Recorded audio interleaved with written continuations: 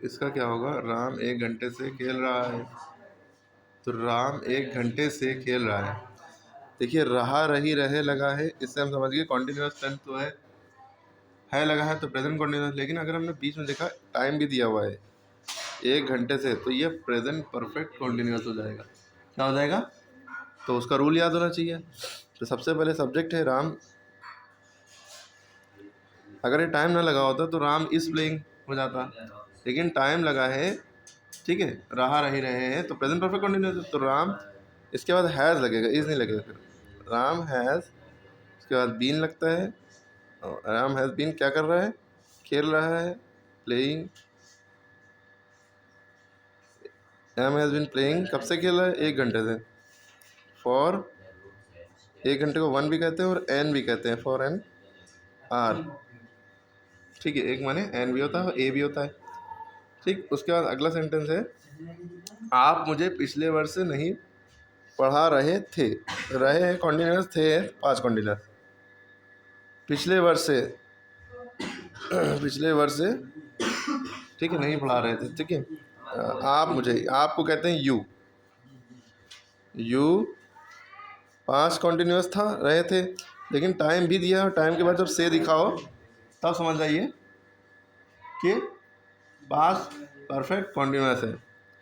तब रूल क्या लगेगा? यू हैड बीन, नहीं लिखा है तो you had not been, rule याद होना चाहिए। You had not been, you had not been, क्योंकि पढ़ाने की बात हो रही है, क्या नहीं कर रहे थे? टीचिंग नहीं कर रहे थे। You have not been teaching, रहा रही रहेगा तो आईएनजी जरूर लगेगी, यहाँ भी आईएनजी लगा, यहाँ भी, चाहे रहा था क्या रहा है। ठीक है, तो you had not been teaching, किसको नहीं पढ़ा रहे थे? मुझे, मी, पिछले वर्ष से, since last year, since last year.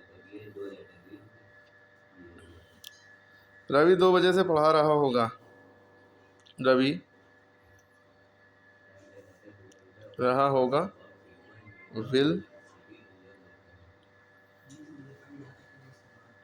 2 बजे से टाइम भी दिया ना, विल हैव बीन हो जाएगा फिर, फ्यूचर परफेक्ट कंटिन्यूस। रवि 2 बजे से पढ़ा रहा होगा, Ravi will have been, Ravi पढ़ रहा होगा, स्टडीइंग हो जाएगा। स्टडीइंग, रीडिंग भी लिख सकते हैं, लेकिन स्टडीइंग ज़्यादा बेटर है।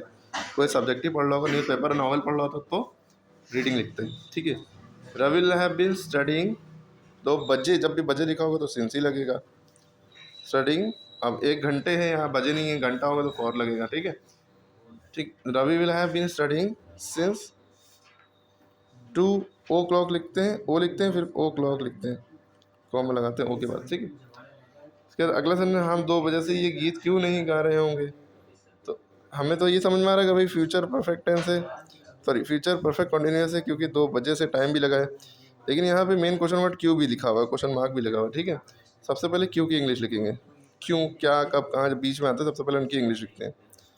वाई, उसके बाद हेल्पिंग वर्ब इसमें क्या लगता है, फ्यूचर परफेक्ट कंटिन्यूअस है, विल, वाई विल, फिर उसका subject, why will we have, why will we have been, why will we have been, ये गीत क्यों नहीं गा रहे होंगे, क्यों नहीं, why will we, why will we have not been, been have और नॉट के बीच में, बीन के बीच में नॉट लगता है।